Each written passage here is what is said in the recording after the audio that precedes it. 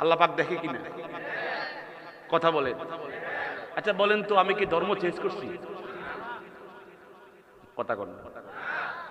আমি কি মুরতাদ হয়ে গেছি?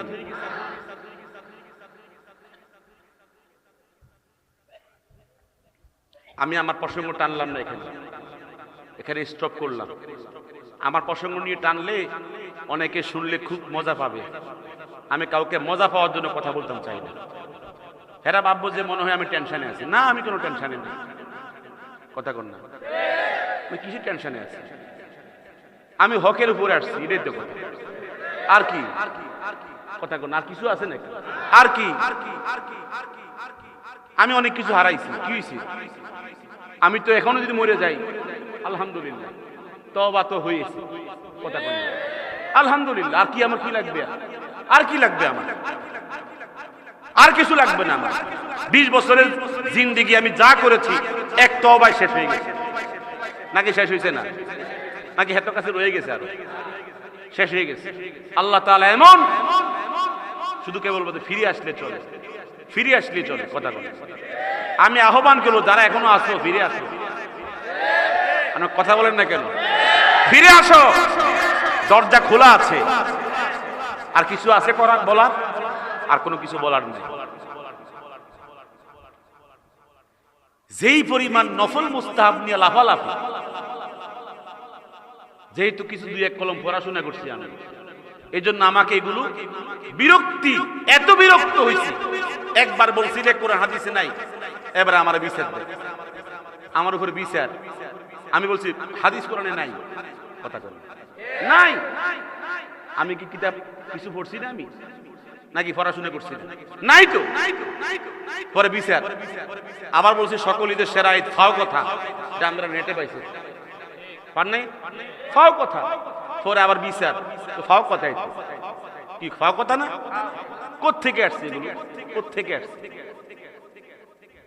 সুতরাং এত লাফালাফি, এত লাফালাফি, আল্লাহ যেন যারা লাফালাফি করে আমাদের হকের উপরে নিয়ে আসে। একটু আমিন বলেন। অন্তর থেকে তৃপ্তি লাভ করতেছি। আল্লাহ পাক যে আমাকে এই পর্যন্ত আসার সুযোগ দিয়েছে, শুকরিয়া করছি আল্লাহর দরবারে, আলহামদুলিল্লাহ। তো আজকে মূলতই আপনাদের মাঝে এসে মহব্বত, ভালোবাসা দেখে আমি অভিভূত যে আল্লাহ সুবহানাহু ওয়া তাআলা এই মহব্বত যেন আমাদেরকে পরকালে নাজাতের ওসিলা বানায় দেয়। তো আলহামদুলিল্লাহ, ওলামায়ে হাজারাত আপনাদের মাঝে বয়ান করেছেন। আমি সংক্ষিপ্তভাবে কিছু কথা বলার জন্য কোরআনুল কারীম থেকে একখানা আয়াতে কারিমা তেলাওয়াত করেছি। এর উপর নির্ভর করে কিছু তাফসীর এবং হাদিসের কিছু বক্তব্য উপস্থাপন করে বিদায় আরজ করব। আল্লাহ পাক আমাদের সকলকে শেষ পর্যন্ত থাকার তৌফিক দান করুন। আল্লাহ সুবহানাহু ওয়া তাআলা এই আয়াতে কারিমার মধ্যে ঘোষণা করেছেন, ঈমানদারদেরকে লক্ষ্য করে, মুমিনদেরকে লক্ষ্য করে বলছেন, ইয়া আইয়ুহাল্লাযীনা আমানু, হে ঈমানদারেরা, হে মুমিন বান্দারা, ইত্তাকুল্লাহ, তোমরা আল্লাহকে ভয় করো। না মানুষকে ভয় করো? আল্লাহকে ভয় করো। আল্লাহর ভয়ে বান্দা কি অর্জন করতে পারে সে বিষয়গুলো আজকে আপনাদের সামনে উপস্থাপন করব ইনশাআল্লাহ। ইত্তাকুল্লাহ, তোমরা আল্লাহকে ভয় করো। আল্লাহর ভয় যখন কোনো বান্দার অন্তরের মধ্যে গেঁথে যায়, তখন এই বান্দা এমন একটা যোগ্যতা হাসিল করে, পৃথিবীর সব তার একদিকে চলে গেলেও আল্লাহ তাআলা ওই বান্দাকে নিজ কুদরতি ভাবে হেফাজত করে। তো আল্লাহ তাআলা বলেছেন, ইত্তাকুল্লাহ, ঈমানদার বান্দাগণ তোমরা আল্লাহকে ভয় করো। ওয়া কুনু মা'আস সাদিকিন, এবং সাদিকিন যারা, সত্যবাদী যারা, নেককার পরহেজগার যারা, তাদের সাথী হয়ে যাও, তাদের সঙ্গী হয়ে যাও। এই কথাটা কার কথা? আল্লাহর কথা। এখানে আমার সামনে অনেক তোলাবা, আজিজ তোলাবা অনেকে আছেন, আর বিশেষ করে আমার উস্তাদ বয়সী, আমার উস্তাদ সমতুল্য অনেক হাজারাত ওলামা একরাম আছেন। আমি শুধুমাত্র যে কথাগুলো আমাদের জানা আছে সে কথাগুলো স্মরণ করায় দিই। তাফসীর ইবনে কাসীরের মধ্যে এসেছে, হযরত ওমর ইবনুল খাত্তাব রাদিয়াল্লাহু তাআলা আনহু বলেছেন, আব্দুল্লাহ ইবনু আব্বাস রাদিয়াল্লাহু তাআলা আনহুমাকে, ইয়া আব্দুল্লাহ হাদিসনি আনিত তাকওয়া, হে আব্দুল্লাহ তুমি তো কোরআন কারীমের বড় মুফাসসির, আমি তোমার চাচা বয়সী, তুমি আমার ছেলে বয়সী, তুমি একটু আমাকে তাকওয়া কি জিনিস, তাকওয়া কিভাবে অর্জন করে, তাকওয়া এর মারেফা কি, তার পরিচয় কি, আমাকে একটু শিখায়া দাও। ওমর বলতেছেন কাকে? আব্দুল্লাহকে, রাইসুল মুফাসসিরিনকে বলতেছেন। فقال আব্দুল্লাহ ইবনে আব্বাস রাদিয়াল্লাহু তাআলা আনহুমা বলেন, হাল আখাযতা তরিকান যাতা শাওকা ইয়া খলিফাতুল মুসলিমিন, হে মুসলমানদের খলিফা ওমর ইবনুল খাত্তাব রাদিয়াল্লাহু তাআলা আনহু, আপনি কি কোনোদিন কাটা বিছানো রাস্তার উপর দিয়ে হেঁটেছেন? কে বলতেছে? আব্দুল্লাহ বলতেছে। কাকে বলতেছে? খলিফাতুল মুসলিমিনকে বলতেছে।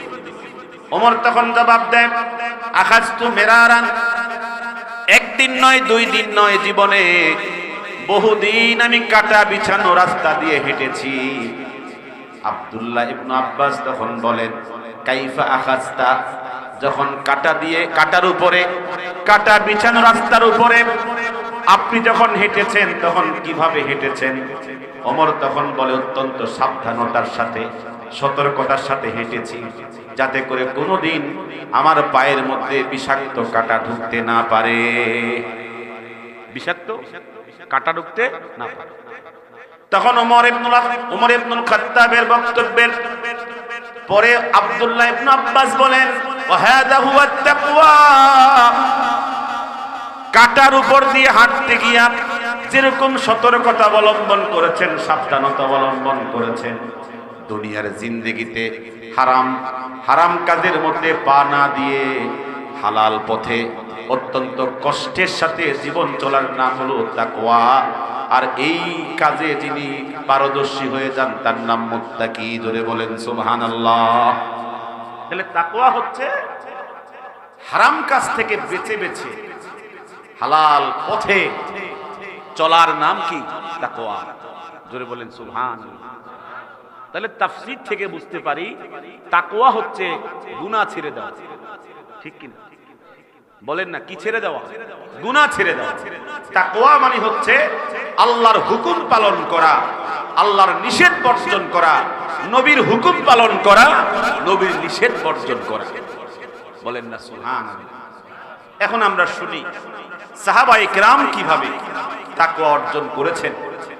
আমি একটু সামান্য এক্সাম্পল দিয়ে আপনাদের সামনে উপস্থাপন করতে চাই।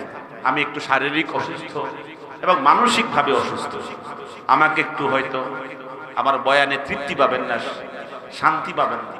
আমি নিজে একটু ব্যক্তিগতভাবে আমি একটা পরিমণ্ডলে বয়ান করেছি, কথা বলে আপনাদের ময়দানে কথা বলার জন্য যে সমস্ত অনেক কিছু শিখা লাগবে, আমার কথা বলে আরো অনেক কিছু শিখতে হবে।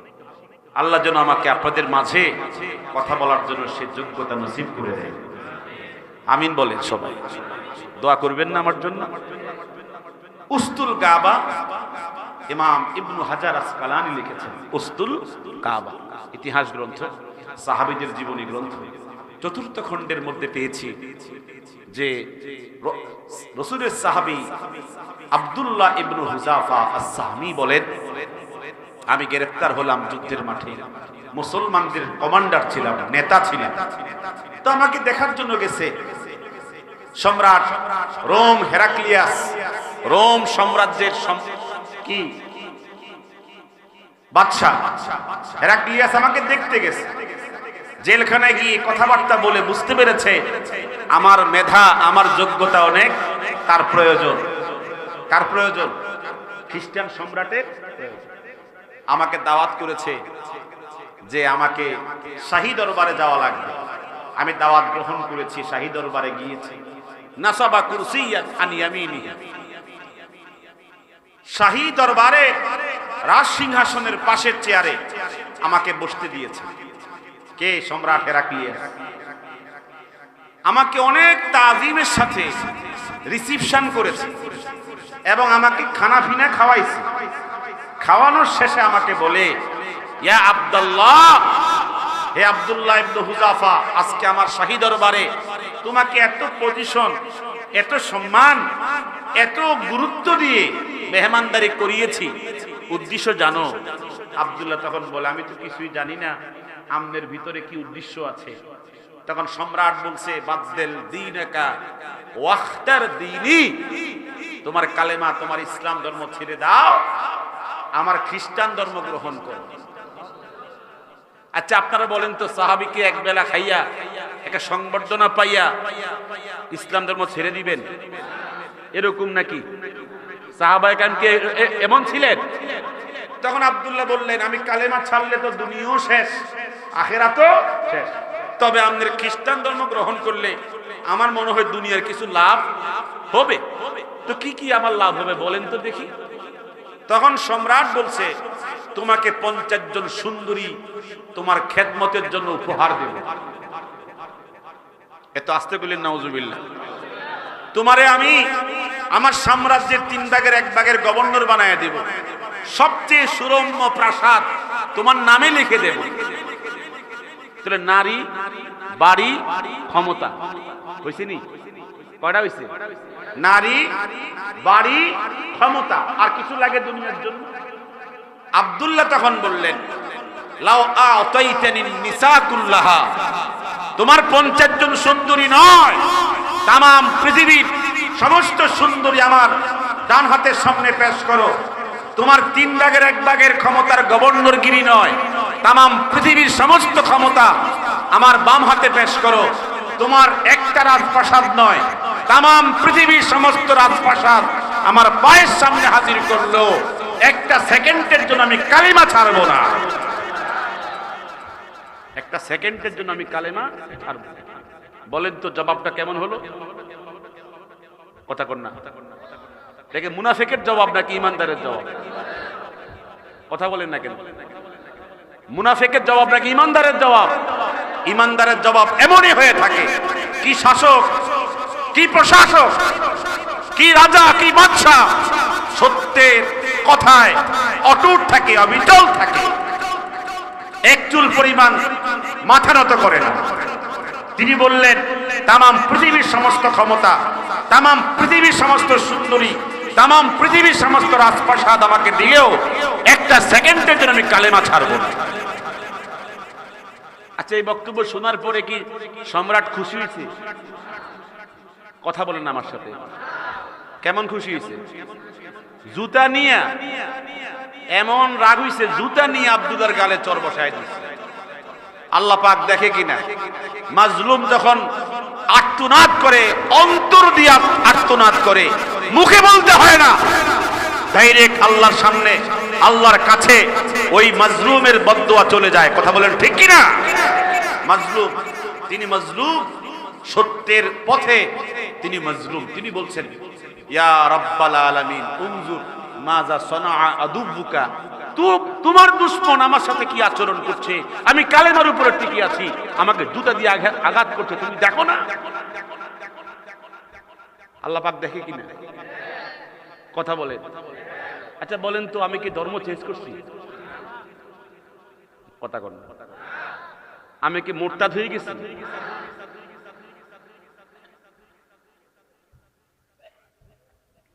আমি আমার প্রসঙ্গ টানলাম না, এখানে স্টপ করলাম। আমার প্রসঙ্গ নিয়ে টানলে অনেকে শুনলে খুব মজা পাবে। আমি কাউকে মজা পাওয়ার জন্য কথা বলতাম চাই না। হেরা ভাববো যে মনে হয় আমি টেনশনে আছি। না, আমি কোনো টেনশনে নেই। কথা কন না, আমি কিসের টেনশনে আছি? আমি হকের উপরে আসছি, এটাই তো কথা। আর কি কথা কন? আর কিছু আছে নাকি? আর কি? আমি অনেক কিছু হারাইছি। কি হয়েছে? আমি তো এখনো যদি মরে যাই আলহামদুলিল্লাহ, তওবা তো হয়েছে, কথা বলি আলহামদুলিল্লাহ। আর কি আমার কি লাগবে? আর কি লাগবে আমার? আর কিছু লাগবে না আমার। 20 বছরের জিন্দেগি আমি যা করেছি এক তওবায় শেষ হয়ে গেছে। নাকি শেষ হয়েছে না? নাকি হেতর কাছে রয়ে গেছে? আর শেষ হয়ে গেছে। আল্লাহ তাআলা এমন, শুধু কেবল বলতে ফিরে আসলে চলে, ফিরে আসলে চলে, কথা বলে। আমি আহ্বান করবো যারা এখনো আসো, ফিরে আসো। কথা বলেন না কেন? ফিরে আসো, দরজা খোলা আছে। আর কিছু আছে করার, বলার? আর কোনো কিছু বলার নেই। যেই পরিমাণ নফল মুস্তাহাব নিয়ে লাফালাফি, যেহেতু কিছু 2-1 কলম পড়াশোনা করছি আমি, এই জন্য আমাকে এগুলো বিরক্তি, এত বিরক্ত হয়েছি। একবার বলছি যে কোরআন হাদিসে নাই, এবার আমার বিচার দেয়, আমার উপর বিচার। আমি বলছি হাদিস কোরআনে নাই, কথা বলি নাই। আমি কি কিতাব কিছু পড়ছি না? আমি নাকি পড়াশোনা করছি নাই তো। পরে বিচার। আবার বলছি সকল ঈদের সেরা ঈদ, ফাও কথা, এটা আমরা নেটে পাইছি, পার নাই, ফাও কথা। পরে আবার বিচার, তো ফাও কথা, কি ফাও কথা না? কোত্থেকে আসছে এগুলো? কোত্থেকে আসছে? সুতরাং এত লাফালাফি, এত লাফালাফি, আল্লাহ যেন যারা লাফালাফি করে আমাদের হকের উপরে নিয়ে আসে। একটু আমিন বলেন। তো